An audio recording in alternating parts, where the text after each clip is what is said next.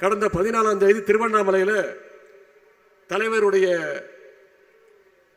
கட்டளையின் பேரில் இளைஞர் அணி நிர்வாகிகள், அது வடக்கு மண்டல நிர்வாகிகள் சந்திப்பு கூட்டத்தை 14ஆம் தேதி திருவண்ணாமலையில் வெற்றிகரமாக நடத்தி காட்டினோம்.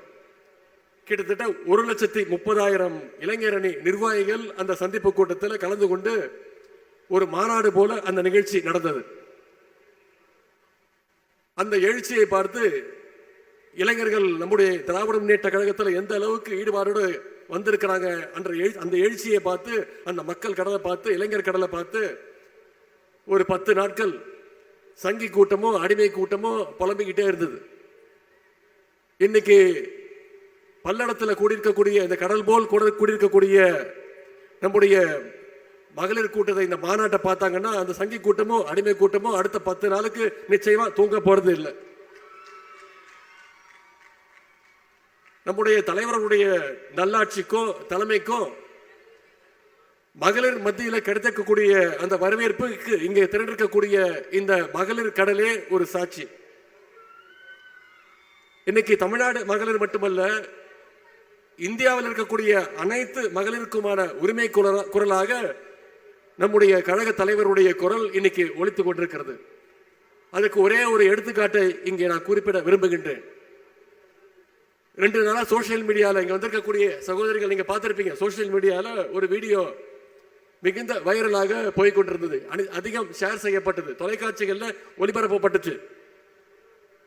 ஜம்மு காஷ்மீர் மக்கள் ஜனநாயக கட்சியினுடைய தலைவர், முன்னாள் முதலமைச்சர் சகோதரி மெஹபூபா முஃப்தி அவர்களுடைய பேட்டி ஒளிபரப்பாச்சு.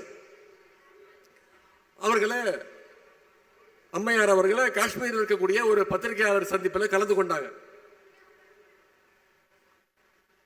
சகோதரி மெஹபூபா முஃப்தி அவர்கள் தங்களுடைய தாய்மொழி காஷ்மீரில அவங்க பதில் கொடுத்துக்கிட்டு இருந்தாங்க. கேட்கிற கேள்விகளுக்கெல்லாம் அவங்களுடைய தாய்மொழி காஷ்மீரி மொழியில பதில் கொடுத்துக்கிட்டு இருந்தாங்க. அப்போ ஒரு பத்திரிகையாளர் குறுக்கிட்டு, நீங்க ஏன் தாய்மொழியில பேசுறீங்க, உருதுல பேசுங்க அப்படின்னு ஒரு பத்திரிகையாளர் கேள்வி கேட்டோன்னே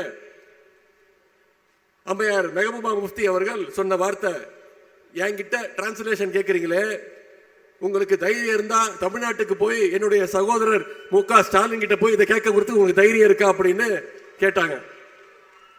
தாய்மொழியில பேசக்கூடாதுன்னு என்கிட்ட சொல்றீங்களே, தமிழ்நாட்டில் போய் சொல்றதுக்கு உங்களுக்கு தைரியம் இருக்கான்னு பத்திரிகையாளரை பார்த்து முன்னாள் முதலமைச்சர்கள் கேட்டுக்கிறாங்க.